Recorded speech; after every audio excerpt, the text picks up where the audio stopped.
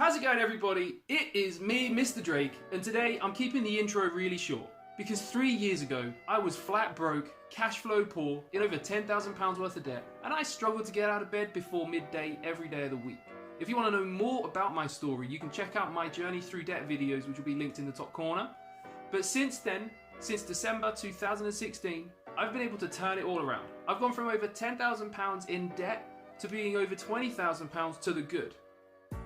Yeah, well, you probably earn more than me. No.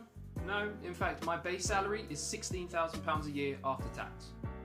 Well, you're probably just living in your parents' basement then. No, I rent with my girlfriend, and I've been renting for the last 6 years. Well, you must have multiple sources of income. It couldn't be done. I wish. No, 99% of my income comes from my salary. The only other incomes that I receive would be things like interest from a savings account or money on my birthday, and even things like making £5 here and there selling something on eBay. I haven't included these because they're not regular and consistent. I've just focused on my primary income for this video. However, I would say that on average, all of these combined would be worth about £30 to £100 a month. With that being said, how have I managed to save 30% of my income so far this year? Well, this is what I've done. On this table you can see there's two main colour sections. The yellow represents my spending and the blue represents my income. Within the yellow and blue, I've predicted and actual columns. A fundamental step in budgeting is to work out the predicted column and set it up to succeed. If I flash back to my predicted spending in 2015, you can see that I was spending 50% more per month on fixed expenses. These are expenses that come out either by direct debit or standing order each month, with the exception being spending money, which is a predictive limit that I set for myself. By me finding a new place to rent, cutting out a few unnecessary direct debits, clearing debts and reducing some of the direct debits I couldn't get rid of entirely, the minimum monthly expenses went from over £17,000 a year to just over £11,000. As of this month, the car finance balance will also be paid off, so that will further reduce the yearly total of the monthly expenses to under £10,000.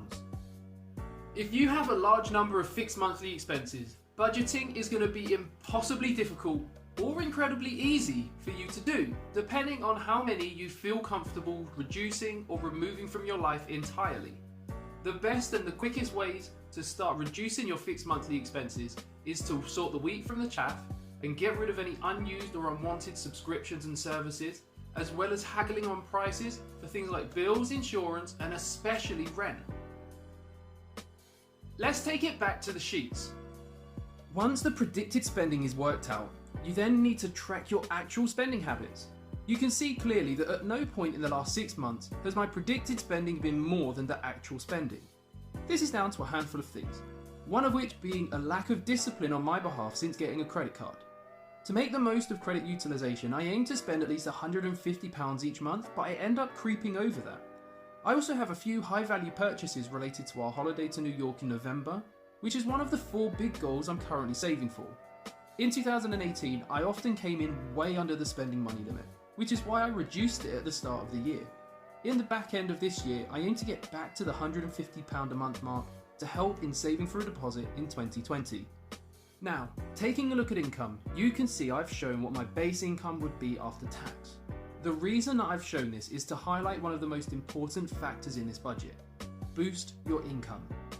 For me, it's a lot of overtime with a peppering of match betting or rebate selling. The overtime adds roughly another £7,000 a year to the budget, which frees up a lot of space to save. If there was no overtime income, I'd have to be much more considerate how I spend, as most months the actual spending is a hair's width under the base income or has gone over. Because in this budget there's very little room left to reduce expenses, I need to start strongly considering ways to further increase the income if I want to progress faster.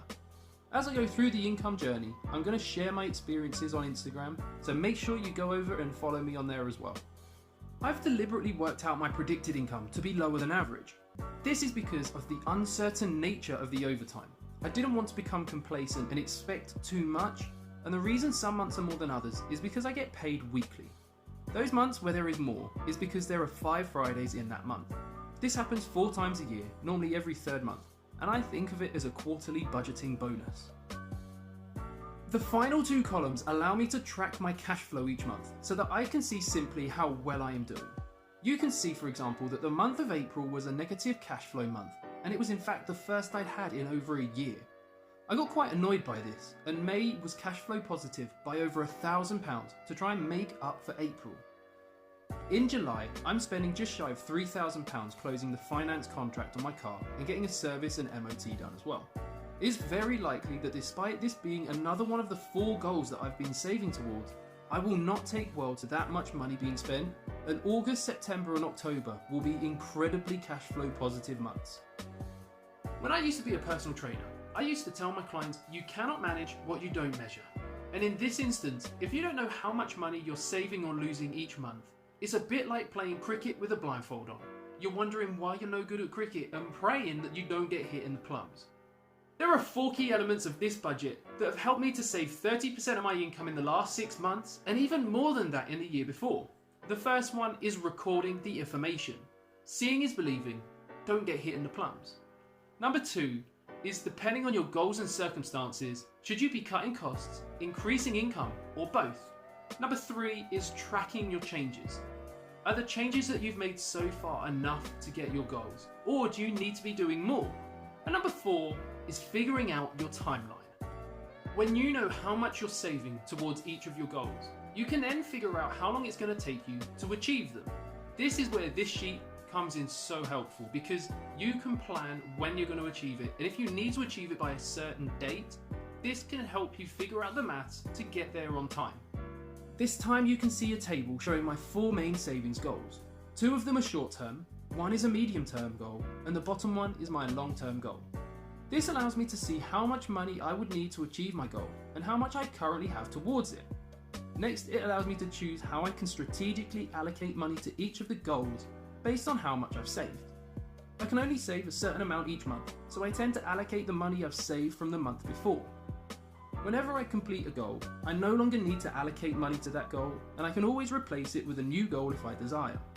At the moment, I have 4 main goals and no others to add to it at this point, so my savings will just be less diluted between 3 goals, meaning they'll grow slightly faster. I've also worked out how long in months it would take to complete the saving for each goal, so that I can see if I'm on pace or what I need to do to get back on pace to reach my goal in time. I made these sheets for personal use, however I am more than happy to share them out with anyone that wants to give them a try. If you feel like using them, let me know and I can have them sent over to you. But I can also add and remove or edit any of the documents to personalize them or tailor them to what you need from them. So get in touch with me either in the comments or on Instagram, Mr_Drake_YT. And if you could do me a huge favor, please leave a like and a comment on this video so that I can help try and push it out to a wider audience.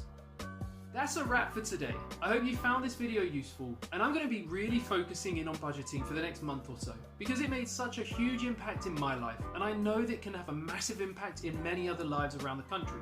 If you have any questions about budgeting, or you've got problems that you're facing with it, let me know. Get in touch with me either in the comments or on Instagram, because the maths behind budgeting is really simple, but it's the psychology of it that we struggle to grasp. It's really challenging to actually execute the maths of budgeting.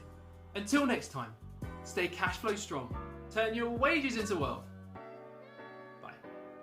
If you made it to the end of this video, I really appreciate you, and as a thank you, here's a couple of videos about making a little bit of extra money, whether it's match betting or passive income ideas that you can start to build from the comfort of your own home. Have a look, check them out, otherwise subscribe.